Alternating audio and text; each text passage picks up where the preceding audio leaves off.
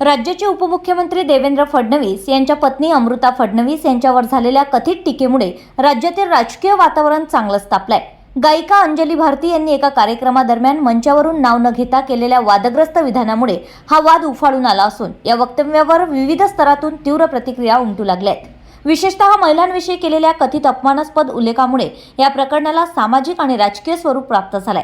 या प्रकरणाचा तीव्र शब्दात निषेध करत अमरावतीच्या भाजप स्टार प्रचारक तथा माजी खासदार नवनीत राणा यांनी महिलांविरोधातील अशा प्रकारच्या वक्तव्यांना कोणत्याही परिस्थितीत थारा देता कामा नये अशी ठाम भूमिका मांडली आहे।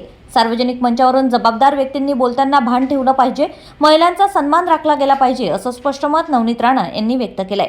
अमृता फडणवीस ह्या केवळ मुख्यमंत्र्यांच्या पत्नी नसून स्वतंत्र ओळख असलेल्या सामाजिक व सांस्कृतिक क्षेत्रातील व्यक्तिमत्व आहेत। त्यांच्याविषयी अशा पद्धतीने टीका करणं निषेधार्ह असल्याचंही त्यांनी नमूद केलंय।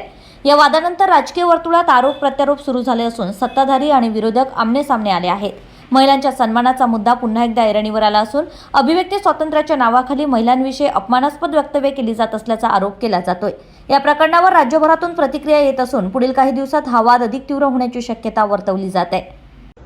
मला वाटते काही दिवस पहिले एक महिलांनी दुसरी महिलावर जे या महाराष्ट्राचे मुख्यमंत्रीचे मिसेस म्हणून अमृता फडणवीसजींवर जे शब्द बोलले, मला वाटते संविधानाने आणि आमचे बाबासाहेबांनी आम्हाला शिकवलेलं आहे की नुसतं चूल मूल पर्यंत महिला राहिल्या नाही पाहिजे।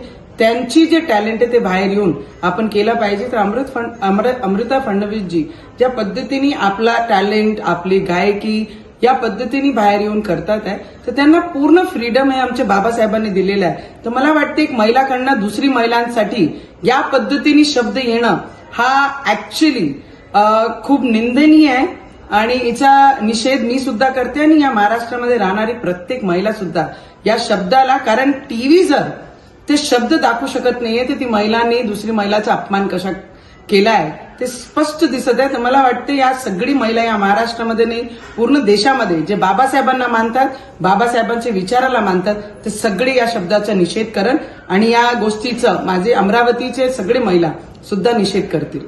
प्रतिनिधी सागर डोंगरे, अमरावती।